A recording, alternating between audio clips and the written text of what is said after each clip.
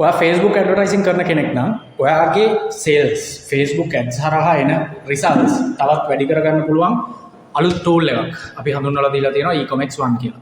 මේකෙන් කරන්නේ ඔයාගේ බිස්නස් එක. දැන් ඔයා Facebook එකේ ඇඩ් එකක් දැම්මාම WhatsApp එකට එනවනේ 100 ගාණක් ඔයාගෙන් විස්තර අහගෙන.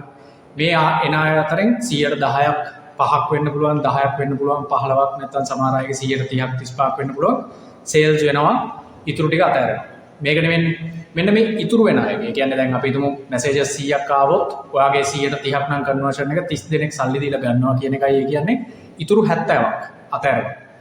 මෙන්න මේ 70 නැවත ටාගට් කරලා WhatsApp හරහා ඔටෝමැටිකලි ෆලෝ අප් කරලා ඔයාගේ බිස්නස් එකට තවත් සේල්ස් අරන් දෙන්න. ඔයාගේ අනික් ප්‍රොඩක්ට්ස් or සර්විසස් මේගොල්ලන්ට සෙල් කරන්න WhatsApp ඇතුලේ ෆ්‍රී. WhatsApp ඇතුලේ මැසේජස් හරහා ඔටෝමැටිකලි මේ දේ කරවන්න ටූල් එකක් අපි ගාව තියෙනවා.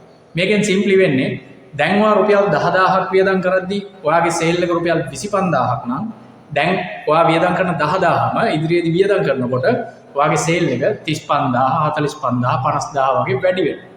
ඒ කියන්නේ ඔයාගේ එන මැසේජස් වලට සාපේක්ෂව ඔයාට මේ මැසේජස් වලින් එන සේල්ස් ප්‍රමාණය වැඩි වෙනවා.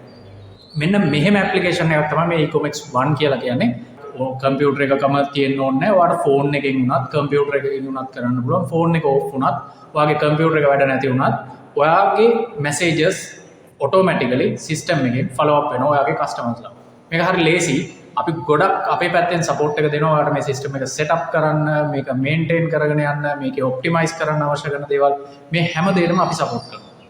මේක ගැන වැඩිදුර විස්තර දැනගන්න කැමති නම් මේ පල්ලෙහා තියෙන learn more button එක ක්ලික් කරන්න. අපි එතනදී කතා කරමු මේක සම්පූර්ණයෙන්ම කොහොමද වැඩ කරන්නේ, ඔයාගේ බිස්නස් එකට කොහොමද හෙල්ප්ෆුල් වෙන්නේ කියන එක.